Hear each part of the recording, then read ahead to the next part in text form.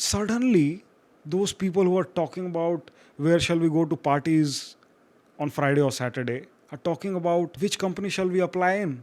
And that change was, hey guys, so today we'll be talking about my entire placement journey from my start on how placements in colleges work. The first year of my college was washed away because of COVID, so we were not able to go to Bangalore at that time. We had our online classes, and after the first year, in second year, we got an opportunity in order to go to Bangalore itself and attend the colleges live and like meet people, go to college, make new friends. So the life in Bangalore was very chill as per me. The college was not as chill, the college was very strict and hard, but the life in Bangalore itself was chill. We were like five, six friends hanging out whenever we want to go out. We had lots of freedom. We like did whatever we want, whatever we liked. And second year, you don't get a sense of what is coming up next. So you're very chill, you're like breathing easily, your life is going without stress. Obviously, in college, the college was a stress in itself. The assignments, CIAs, 85% attendance, and whatnot, harsh teachers. The classes were extremely bad, and the college experience was bad. But life after college was really good in Bangalore because I had some great friends over there. We used to hang out a lot. Like we used to, whenever we wanted to go out, we just took our bikes and like roamed around the city, tried to explore new places. So second year was easy, and we did not see what was coming up next for us. Many of the people, many of the students in that time are literally confused on what do they want to do in their lives ahead. Do they want to pursue a job? Do they want to go back to their family businesses, or what? Somebody wants to like start something of their own so early. So people at that time and age are typically figuring out on what shall we do.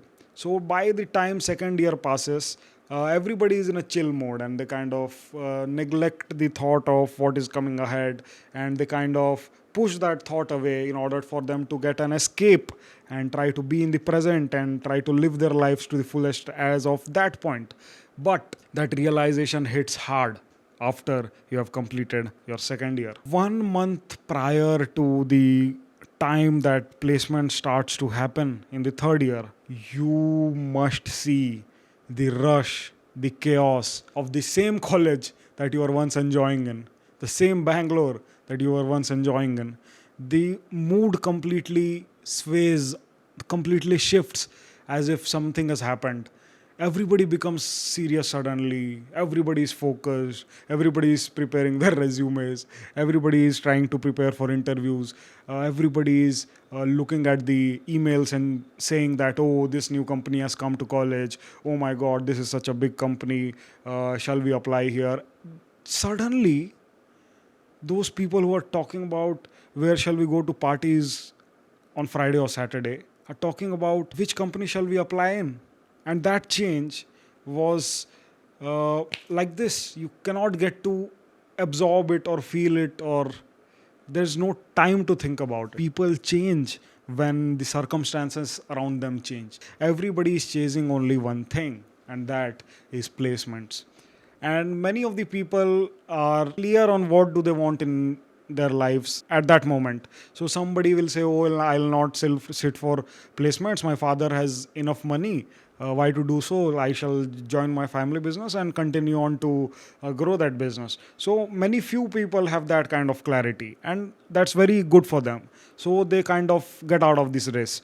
Then comes people who are confused on, shall I do that later? Shall I take 1 or 2 years of experience in companies? Let's take a try. Let's see what happens. Some belong to that category.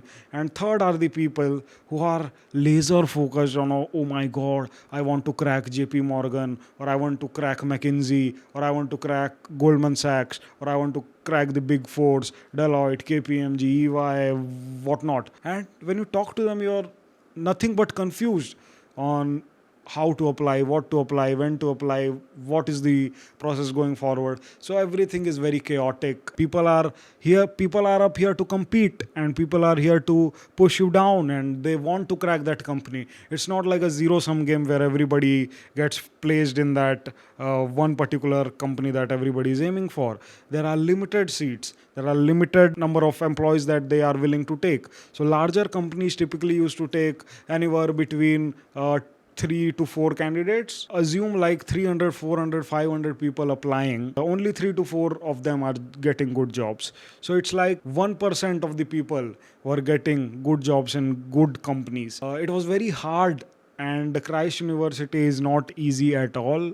People are really sharp, really bright, and they are here to compete. They'll say it on your face, I'll thrash you down and I'll take that company. And it's not bad thing, it's a very good thing. Like, people are competing to who will get that spot, who will get that spot, who will get into Goldman Sachs, who will get into what do you say, D Shaw.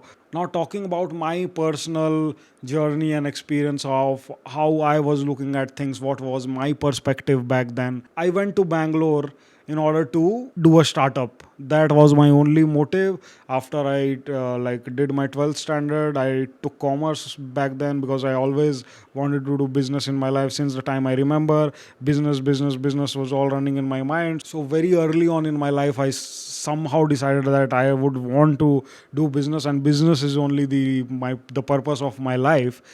So then it was very natural for me to take commerce in my 11th and 12th standard.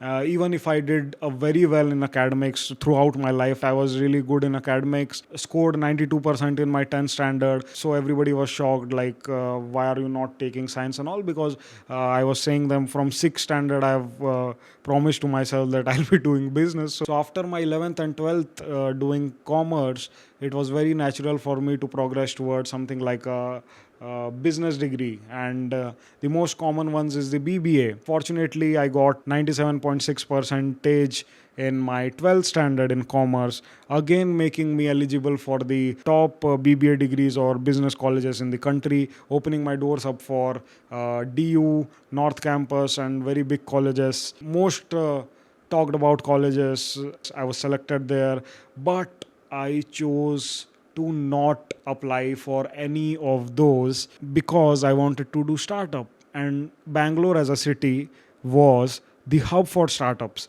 So I eliminated every of the possibility of going to DU or some elitist college, and just focused on Bangalore because there was a startup culture over there. And after selecting Bangalore, I thought, let's take the top college of Bangalore so that I can study there as well as start a startup over there. So that was the idea of coming to Bangalore in the first place. I researched about it and got to know that Christ University is the best college in Bangalore, and also got to know that not only in Bangalore but all over India, Christ University is a renowned college, and it gives you a brand value, it gives you a good alumni network, it has a good amount of, like, it is a good high quality people, prodigy people studying over there. So kind of made up my decision that okay, let's go to Christ University and let's also start a startup by the side of it. But I was not able to do a startup because of many reasons, which is my fault, which I've talked about in some other video. I was not able to manage my time between my college and my startup that I was planning to do. So it was my fault completely, but I was not able to do so. So after 2 years, I thought, should I quit placements and directly do a startup, or should I do a job, and while doing a job, let's figure out something and kind of jump if I have some inclination towards a particular idea. That was my thought process.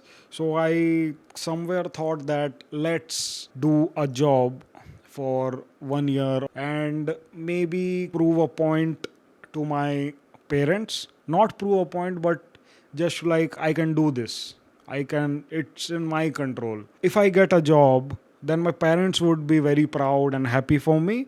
And once I make them happy and proud, after some time I can quit and say, like, I want to do business. Abruptly and immediately, if I would have said them after college I want to do business, they would be like taken aback by me and saying, you're just out of college and you want to do business. And Let me clarify this with you that I do not belong from a business family. I come from a family of engineers completely who are doing jobs. So that is the thought process. I am the first one in my family who is thought of even doing a business. So this is the background that is running, and thinking all of this through, I came to a conclusion that okay, let me take up a job for a year or so and prove my parents that if nothing works out, my plan B would be to do a job. And what better than proving them by taking up a job? So I decided up my mind, okay, let's take two steps back, do a job for a year or so, and then we would think about how to build my startup on the sidelines. That was my thinking back then, and prove a point to everybody that I was coming after doing a job. So it would be much easier for me to convince people. Also, I would get the brand value of the company that I was working in. Also, I would learn something in the company, make some networks. So these were the many reasons that I finally decided to take up my job after the BBA degree that I was doing. So I thought, okay, let's do it. Let's take up a job. That was the time I clearly thought about that in that 1 month, and then the placement started to happen. Also, one thing was very clear in my mind. I heard from my seniors that the large corporates and the companies and the MNCs typically do not value you as an employee. Like you are just one of a screw of their entire vehicle. You're just a screw. You are valueless. You do not contribute much. You are not given responsibilities. You are not looked upon as someone, oh, if you do not come one day to office, something will change. Nothing will change.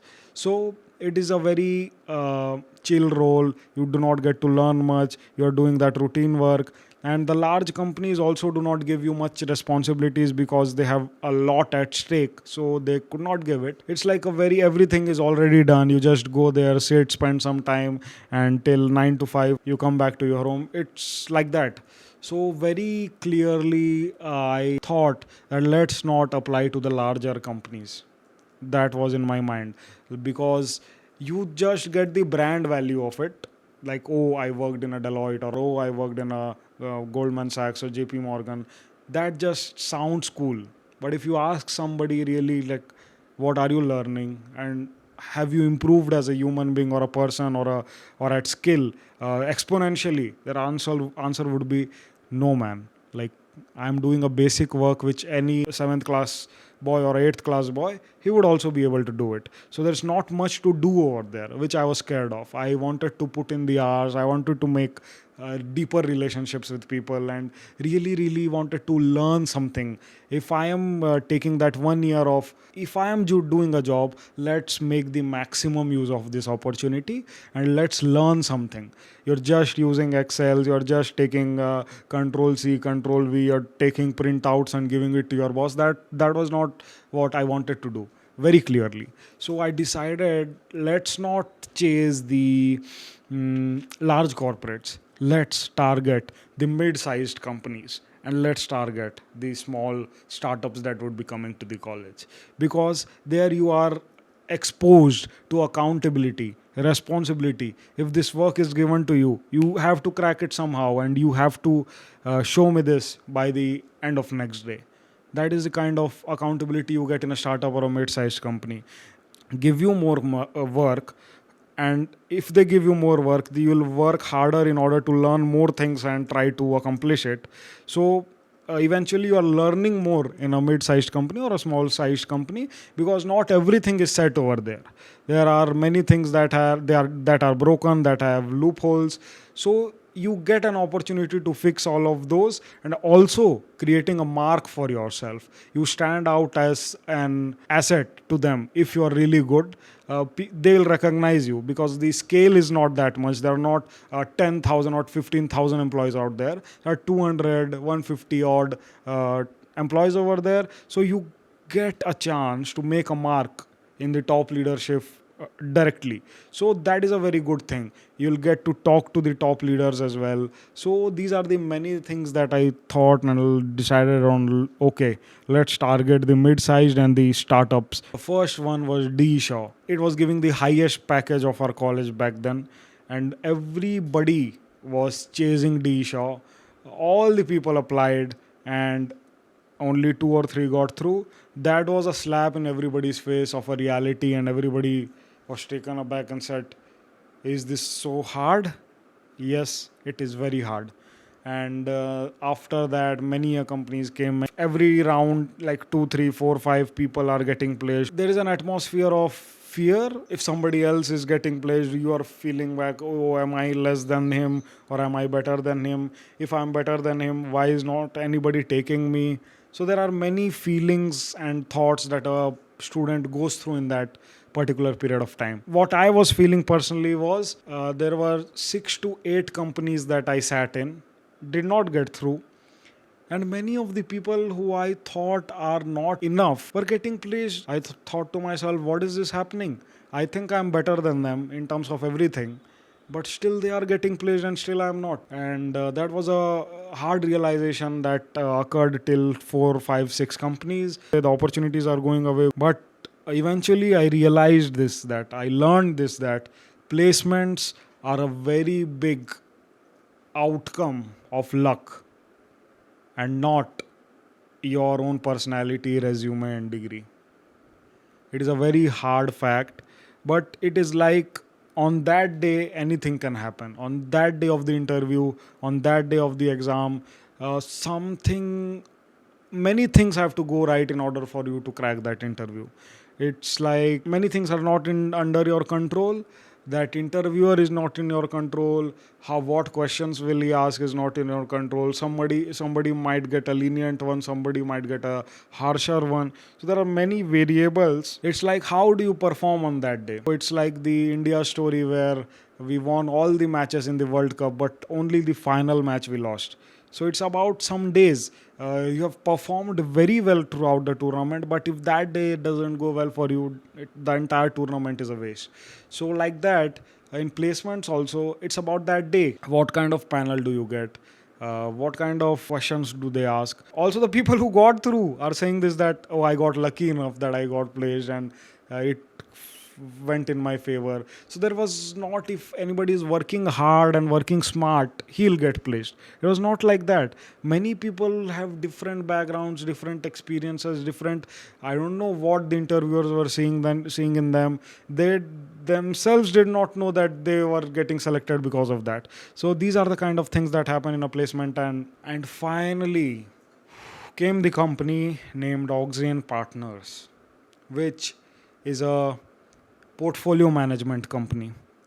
Also, back then, I decided that I would apply to mid-sized companies or startups in the field of fintech because I had skills in finance. My interest was in finance, and I was also specializing in finance. So, and I wanted mid and startups. So, it was very easier for me to apply for only finance companies. So, Oxane Partners fits all my tick boxes. It was like mid-sized company, less than 200 employees, London-based.